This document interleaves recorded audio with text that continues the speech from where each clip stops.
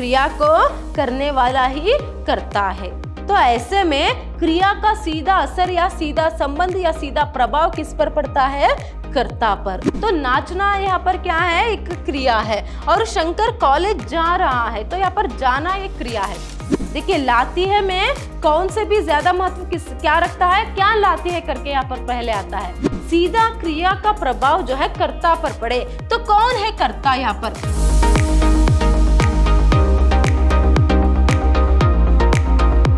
नमस्कार, मैं हूँ हर्षिता, हिंदी लेक्चरर, विद्याश्रम कॉलेज मैसूर। आज हम मैसूर यूनिवर्सिटी के फर्स्ट सेमेस्टर बीकॉम की हिंदी पाठ्यक्रम से क्रिया जो है उसे देखेंगे। देखिए, इस बार आपको यूनिट 4 के अंतर्गत व्याकरण जो है रखा गया है। क्यों रखा गया है? व्याकरण का महत्व क्या है, इससे पहले के सेशन में क्या है मैंने आपको बताया था। तो अभी यहाँ पर सीधा जो है हम क्रिया जो है उस पर चर्चा करेंगे। किसे क्रिया कहते हैं? क्रिया मतलब क्या है पर? वर्ब। तो क्रिया मतलब क्या है पर? काम। तो यहाँ पर काम करने की या फिर किसी भी शब्द से क्या है क्रिया के होने का या फिर काम के होने का बोध जो है उन्हें हम क्या कहते हैं पर? क्रिया कहते हैं। देखिए यहाँ पर डेफिनेशन देखिए, जिस शब्द अथवा शब्द समूह के द्वारा किसी कार्य के होने अथवा करने का बोध हो उसे क्रिया कहते हैं। मतलब यहाँ पर क्या है? किसी भी शब्द से या फिर शब्द समूह के द्वारा यहाँ पर किसी भी कार्य का होने का जो बोध हो ना, मतलब काम चल रहा है, ये जो बोध करा है ना, उसे हम यहाँ पर क्या कहते हैं? क्रिया करके कहते हैं। उदाहरण के लिए यहाँ पर देखिए, गीता नाच रही है, शंकर कॉलेज जा रहा है। तो ऐसे में क्या है? कौन नाच रहा है यहाँ पर?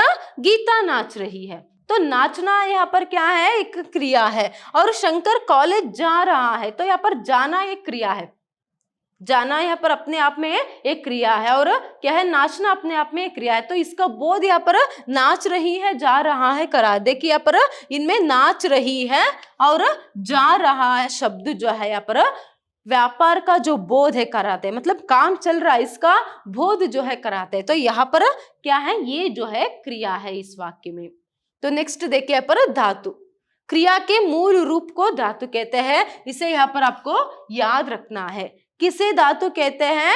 क्रिया के मूल रूप को धातु कहते हैं। जैसे यहाँ पर देखिए, लिख, पढ़, जा, खा, गा, रो आदि, मतलब ये सभी मूल रूप है। तो इसी से जो है यहाँ पर क्रिया शब्द जो है बनते हैं। जैसे धातुओं से, इन धातुओं से कैसे बनते हैं? देखिए, लिखता है, पढ़ता है, फिर पढ़ना, लिखना आदि, ये सभी मतलब क्या है यहाँ पर?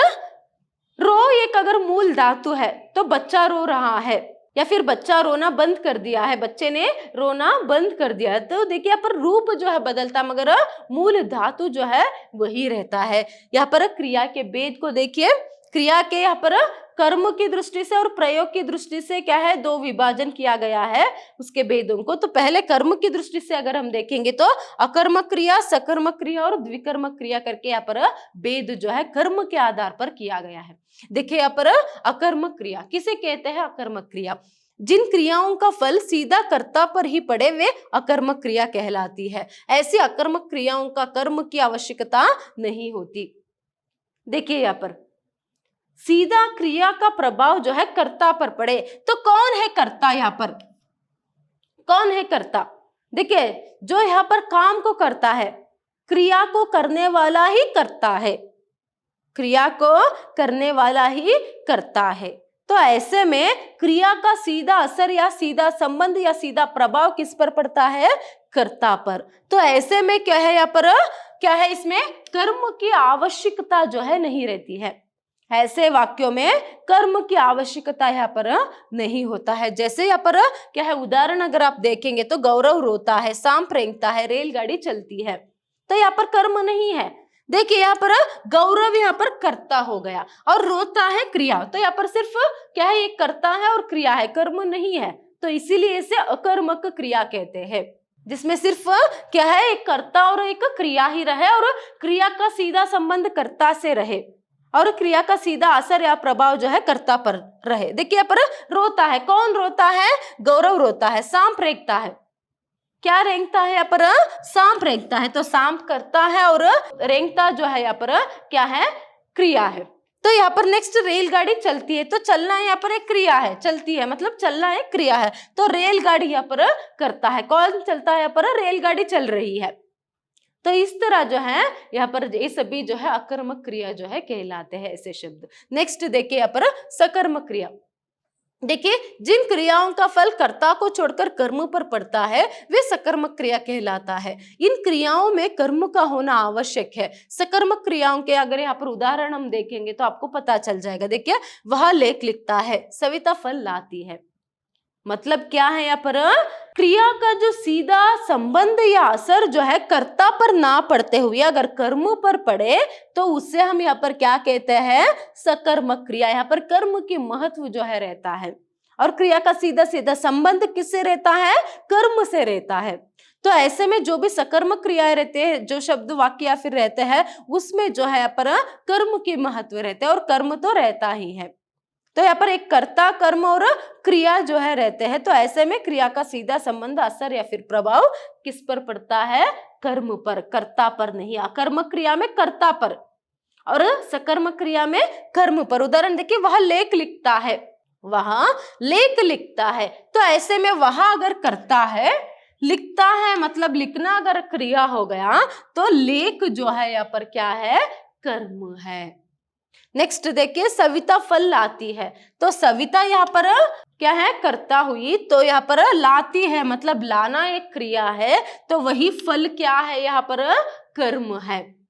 तो यहाँ पर लाती है, क्या लाती है, देखिए लाती है में कौन से भी ज्यादा महत्व किस क्या रखता है, क्या लाती है करके यहाँ पर पहले आता है।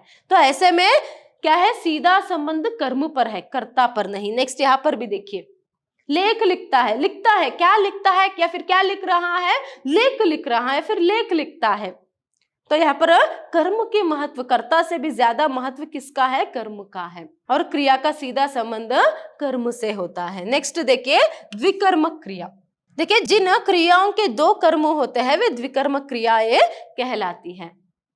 मतलब जिस वाक्य में जो है पर दो कर्मों को अगर हम देखेंगे तो उसे हम क्या कहते हैं, पर द्विकर्मक क्रिया कहते हैं। देखिए, मैंने शाम को पुस्तक दी, यहाँ पर मैंने करता हुआ और पुस्तक दी, मतलब दी जो है यहाँ पर क्रिया है, देना जो है यहाँ पर क्रिया है। तो ऐसे में क्या है, शाम और पुस्तक दोनों कर्म है।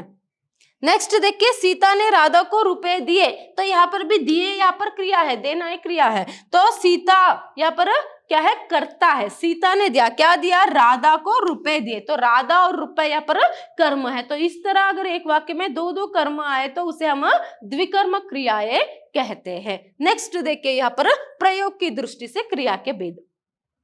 अभी तक हमने कर्म की दृष्टि से जो क्रिया के भेद है ना उसे देखा, तो यहाँ पर अभी हम प्रयोग की दृष्टि से जो क्रिया के प्रमुख भेद है उसे अगर हम देखेंगे तो कितने भेद है, प्रमुख रूप से 5 भेद है।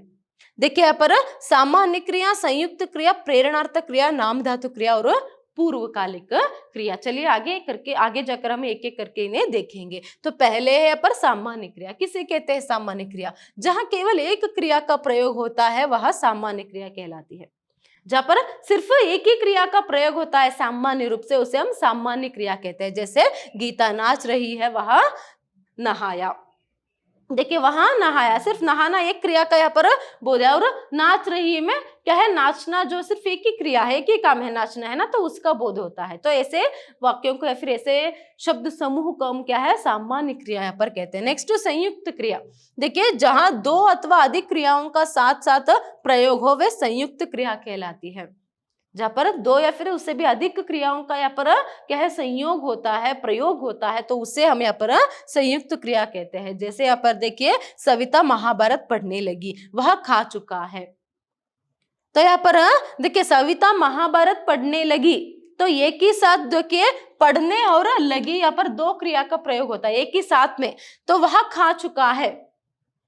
तो ऐसे में यहाँ पर खा चुका में खाना एक क्रिया है और चुकना अपने आप में एक क्रिया है, तो इसीलिए वहां खा चुका। तो इस तरह 2 क्रियाओं का या फिर उससे भी ज्यादा क्रियाओं का एक ही साथ में प्रयोग हो तो उसे हम संयुक्त क्रिया यहाँ पर कहते हैं। नेक्स्ट देखिए, प्रेरणार्थक क्रिया। किसे कहते हैं प्रेरणार्थक क्रिया? देखिए, जिस क्रिया से पता चले कि कर्ता स्वयं कार्य को ना करके किसी अन्य को उस कार्य को करने की प्रेरणा देता है तो वह प्रेरणार्थक क्रिया कहलाती है। मतलब यहाँ पर खुद कर्ता जो है काम को नहीं करता है, बदले में खुद यहाँ पर कर्ता काम ना करते हुए किसी और को काम करने के लिए जो प्रेरणा अगर देना तो उसे हम प्रेरणार्थक क्रिया यहाँ पर कहते हैं। जैसे देखिए, श्यामा राधा से पत्र लिखवाती है, तो यहाँ पर लिखवाती है मतलब लिखवाना जो है एक क्रिया है, और यहाँ पर श्यामा जो है वह काम नहीं कर रही, असल में यहाँ पर कर्ता श्यामा ही है, मगर राधा से पत्र लिखवाती है। तो ऐसे में यहाँ पर क्या है, राधा को जो है वह राधा से जो है काम करवा रही है। कर्ता श्यामा ही है, मगर वह खुद ना काम करते हुए वह खुद पत्र नहीं लिख रही है, बल्कि राधा से पत्र लिखवा रही है। तो ऐसे में क्रिया को, काम को वह किससे करा रही है? दूसरों से। तो ऐसे क्रियाओं को हम यहाँ पर क्या कहते हैं? प्रेरणार्थक क्रिया जो है कहते हैं। नेक्स्ट देखिए, नाम धातु क्रिया। क्या है नाम धातु क्रिया? संज्ञा, सर्वनाम अथवा विशेषण शब्दों से बने क्रियापद नाम धातु क्रिया कहलाते हैं। देखिए, संज्ञा, सर्वनाम या फिर विशेषण शब्दों से बने हुए जो क्रियापद रहते हैं ना, उसे हम नाम धातु क्रिया कहते हैं। जैसे यहाँ पर शर्माना, अपनाना, जुटलाना। देखिए, मोहन ने मीरा को अपनाया, मोहन ने मीरा को अपनाया। तो ऐसे जो शब्द जो है यहाँ पर क्या कहलाते हैं? नाम धातु क्रिया जो है कहलाते हैं, जो संज्ञा, सर्वनाम या फिर विशेषण से बने हुए क्रिया शब्द होते हैं। नेक्स्ट देखिए, यहाँ पर पूर्वकालिक क्रिया। अभी प्रयोग की दृष्टि से क्या है, 5 भेद है, उसमें से अभी 4 को हमने देखा। अभी देखिए लास्ट वन जो है पूर्वकालिक क्रिया है। क्या है पूर्वकालिक क्रिया? किसी भी वाक्य में मुख्य क्रिया से पहले वाली क्रिया पूर्वकालिक क्रिया कहलाती है। देखिए, किसी भी वाक्य में मुख्य क्रिया से पहले वाली जो क्रिया है वह पूर्वकालिक क्रिया कहलाती है। जैसे देखिए, राजेश खाना खाकर सो गया, राजेश खाना खाकर सो गया। तो यहाँ पर अगर राजेश करता है, क्या है, खाकर सोना, मतलब क्या है, यहाँ पर 2 क्रिया है, वह सो गया है। अभी मुख्य क्रिया क्या है, यहाँ पर सो गया, वही उससे पहले उसने क्या किया, क्या काम किया, यहाँ पर खाकर, मतलब खाना खाया उसने। तो ऐसे मुख्य क्रिया से पहले जो क्रिया शब्द आते हैं उसे हम क्या कहते हैं? पूर्वकालिक क्रिया कहते हैं। हो सकता है आपको क्या है यहाँ पर एक वाक्य देकर क्या है, प्रस्तुत वाक्य में पूर्वकालिक क्रिया कौन सा है करके ऑप्शन भी दे सकते हैं। बहुविकल्पीय प्रश्न जो है 10 अंक के लिए आपको एग्जाम में, तो ऐसे भी ग्रामर से आपको प्रश्न पूछ सकते हैं। तो इसीलिए स्पेशली जब यूनिट 4 व्याकरण की बात आए तो क्या है, हर एक बात पर आपको ध्यान देना बहुत ही जरूरी है। चाहे संज्ञा हो, सर्वनाम हो, क्रिया हो, विशेषण हो, उनके भेद और उपभेदों के बारे में जानना बहुत ही जरूरी है। जैसे अभी एग्जाम्पल मैंने आपको बताया, सोच लीजिए अभी आपको क्या है, ऐसे एक सेंटेंस देंगे एग्जाम में कि बच्चे पढ़कर खेलने जाएंगे, बच्चे पढ़कर खेलने जाएंगे, प्रस्तुत वाक्य में पूर्वकालिक क्रिया कौन सा है? ऑप्शन यहाँ पर नीचे देंगे 4। तो आपको सही अगर आंसर ढूंढना है तो पहले उसके बारे में अच्छे से जानकारी रखना बहुत ही जरूरी है। देखिए, आपको कैसे यहाँ पर सोचना है उस समय, पहले यहाँ पर कर्ता क्या है? बच्चे, और क्रिया क्या है? यहाँ पर खेलने जाएंगे। तो ऐसे में इससे पहले और एक क्रिया भी आपको अगर डेफिनेशन याद रहेगा, उसके बारे में आपको जानकारी है, तो मूल क्रिया से पहले वाली क्रिया को हम क्या कहते हैं? यहाँ पर पूर्वकालिक क्रिया। तो पढ़कर, अभी बच्चे पढ़कर बाद में खेलने जाएंगे, तो पहले पूर्व मतलब पहले वह कौन सा काम करेंगे? देखिए, वहां पर उस शब्द में ही है पूर्वकालिक मतलब पहले, तो पहले वह क्या काम करेंगे? यहाँ पर पढ़ेंगे, फिर पढ़ने के बाद जो है वह खेलने जाएंगे। तो ऐसे में संयुक्त क्रिया और पूर्वकालिक क्रिया में आप कंफ्यूज मत हो जाइएगा, क्योंकि संयुक्त क्रिया में भी 2 क्रियाएं आती है और पूर्वकालिक क्रिया में भी 2 क्रियाएं। तो यहाँ पर इसके अंतर को जो है जानना बहुत ही जरूरी है आपको। देखिए, संयुक्त क्रिया में एक ही साथ 2 काम जो है यहाँ पर चलते हैं, मगर पूर्वकालिक क्रिया में एक काम के होने के बाद दूसरे काम का यहाँ पर होने का जो बोध है वह होता है। अगर एक ही साथ काम होने का बोध हो तो वहां संयुक्त क्रिया है। जैसे यहाँ पर बताया गया है कि क्या है, पहले क्या है, बच्चे पढ़कर खेलने जाएंगे। अभी बच्चे पहले पढ़ेंगे फिर उसके बाद खेलने जाएंगे। तो ऐसे क्या है, यहाँ पर एक मुख्य क्रिया से पहले कोई यहाँ पर एक क्रिया, मतलब क्या है, एक क्रिया के होने के बाद दूसरी क्रिया का होने का अगर बोध हो तो वहां क्या है, पूर्वकालिक क्रिया है। इसे अच्छे से याद में रखिएगा। और एग्जाम में कैसे प्रश्न पूछेंगे, आपको कैसे तैयारी करनी है, इसके बारे में भी मैंने आपको बता दिया। सिर्फ क्रिया से संबंधित नहीं, ये रहे क्रिया के क्या है प्रयोग के आधार पर जो है यहाँ पर 5 भेद। तो हो सकता है आपको प्रश्न पत्रिका में ये भी पूछे कि क्रिया के प्रयोग के आधार पर कितने भेद है, कुल 5 भेद है। आपको वहां पर ऑप्शन दे सकते हैं कि 2, 3, 4, 5 करके, तो तभी कौन से के लिए टिक करना है, 5 के लिए।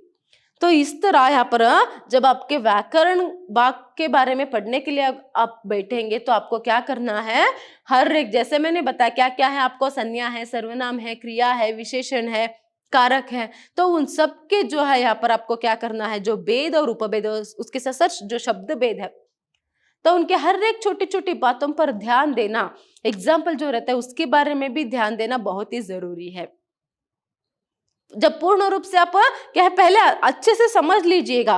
पहले आपको कैसे, एग्जाम्पल के लिए अगर मैं बताऊं कि क्रिया क्या है, डेफिनेशन उसे समझना, फिर क्रिया के कितने भेद हैं या फिर उसके उपभेदों के कितने भेद है, तो उसके सब उपभेद कितने हैं तो वो सभी जानना है, डेफिनेशन जानना है।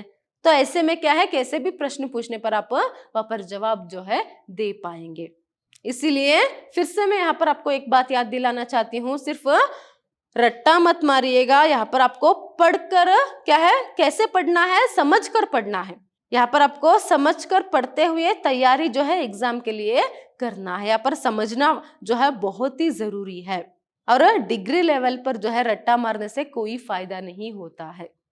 इसीलिए आप अगर अच्छे से स्कोर करना चाहते हो, चाहे यूनिट 1 to 3 से हो या फिर यूनिट 4 व्याकरण भाग से हो, हर एक पार्ट को, हर एक भाग को जो है पहले पूर्ण रूप से ध्यान से, इंटरेस्ट से उसे पढ़िएगा, उसे समझिएगा, फिर जाकर कैसे भी आपको अगर ट्विस्ट करके प्रश्न पूछे आप उसका जवाब जो है दे पाएंगे और अच्छे से स्कोर कर पाएंगे।